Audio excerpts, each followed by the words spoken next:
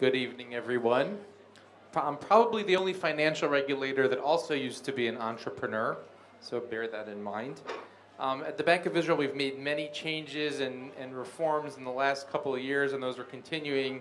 And one of our main goals is to get some of you guys to connect to the domestic payment systems and offer your services to the Israeli consumers and businesses.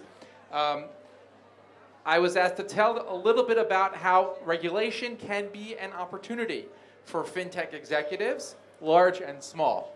So that comes from three main themes. As we all know, this too big to fail idea has become a challenge for regulators, and one way to deal with that is to increase competition in the financial system, and that is another way of saying we're opening the door and inviting fintechs to be more active. Not just in Israel, that's a global trend, and that connects to needing increased competition. And there are other policy goals that I'll review in a minute. There are multiple regulations across the world encouraging competition. Many of you have heard of PSD2 in Europe, which is a framework that gives licensing to non-banks to act in the payments space. We recently, a month and a half ago, announced a framework in Israel that does the same. If you're interested, approach us. Open banking in the US, some of it by regulation, some of it voluntary. Standardization such as EMV and contactless payments has opened the door for new market entrants, big techs and small techs. ISO 20022, this morning we had a conference. About half of you, I think, were there to understand how data enrichment in financial messages will actually transform the entire financial system. And that is both by regulation as well as SWIFT rules that are requiring the migration to ISO 20022. That will allow lots of new database propositions, as well as new payment methods. We're seeing instant payments across the world, as well as in Israel.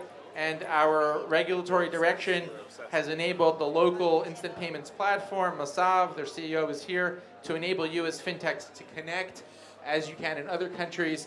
We're also digitizing the check, and many of you have heard of central bank digital currencies, where central banks are thinking about issuing domestic currency in digital format, and we are working with many technology partners in that space as well.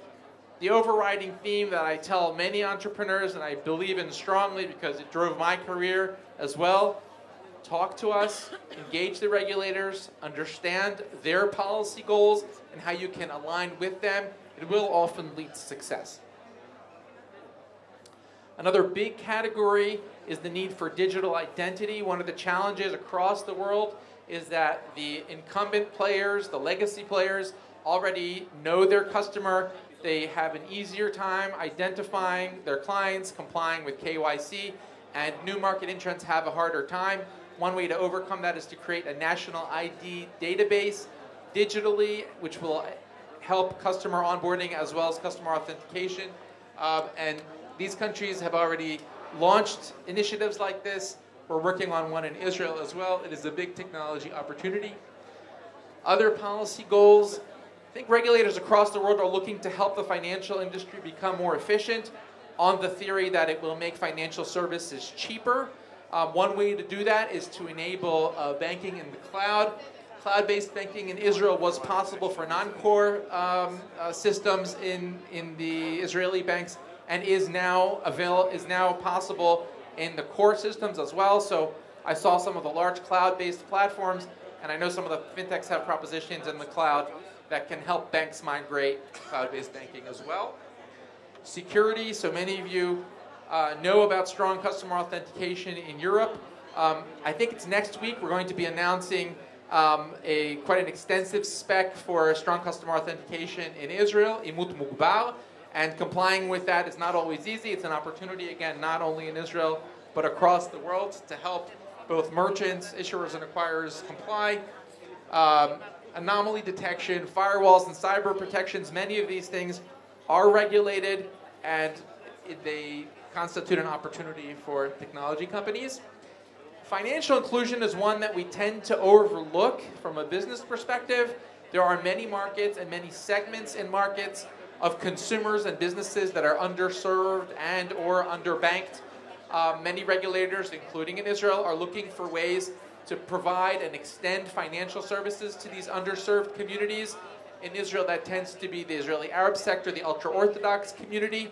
And if you can come up with technological propositions that help achieve the goal of including underserved communities, not only in Israel but across the world, that's also a true business opportunity. And last but not least, ESG, environmental, social, and governance. This tends to be a buzzword. There's the conference going on in Sharm right now. But you know what? It is actually also a business opportunity.